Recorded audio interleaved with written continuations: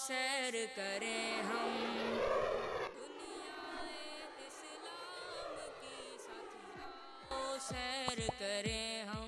السلام علیکم دوستوں، اب تک ہم دنیا کے بہت سے ممالک کی سیر کر چکے ہیں، لیکن آج ہم آپ کو ایسے ملک کی سیر کو لے چلتے ہیں جہاں مسلمانوں نے مدینہ جانے سے قبل وہاں ہجرت کی۔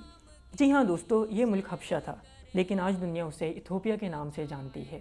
اس کی آبادی تقریباً 12 کروڑ ہے، جس میں مختلف مذاہب کے لوگ شامل ہیں۔ ایتھوپیا کا سرکاری مذہب عیسائیت ہے اور اسلام یہاں کا دوسرا بڑا مذہب ہے۔ آج سے 1400 سال پہلے حضرت محمد صلی اللہ علیہ وسلم پر جب مدینہ میں ظلم ڈھایا جا رہا تھا تو اس وقت حبشہ کی جانب ہجرت کرنے کا فیصلہ کیا۔ حضور اکرم صلی اللہ علیہ وسلم کی ہدایت پر حضرت جعفر نے نجاشی کے دربار میں سورہ مریم کی تلاوت کی، جس کو سننے کے بعد نجاشی نے اسلام قبول کر لیا اور مسلمانوں کو اپنی سرزمین پر خوش آمدید کہا۔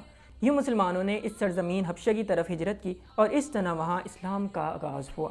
ایتھوپیا کا دارالحکومت ادیس ابابا ہے، جو ملک کا سب سے بڑا شہر بھی ہے۔ ایتھوپیا میں اس وقت 80 سے زائد زبانیں بولی جاتی ہیں۔ یہاں کا قومی کھیل فٹ بال ہے۔ ملک ایتھوپیا کا اپنا منفرد کیلنڈر ہے۔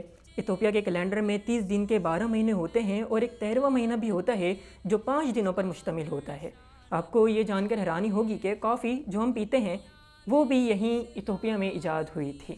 کہتے ہیں کہ بکریوں کے ایک چرواہے نے کافی کے اجزاء کو اس وقت دریافت کیا جب اس نے دیکھا کہ اس کی بکریاں کافی کے پتے کھانے کے بعد توانا ہو گئیں۔ ایتھوپیا کی معیشت نے کچھ سالوں میں کافی تیزی سے ترقی کی ہے۔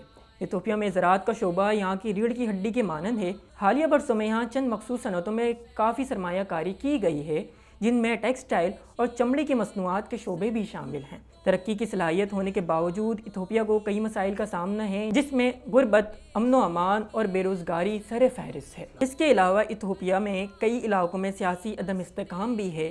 اگر ایتھوپیا ان مسائل کو قابو کرنے میں کامیاب ہو گیا تو امید ہے ایتھوپیا آنے والے دنوں میں ترقی یافتہ ممالک کی فہرست میں ہوگا۔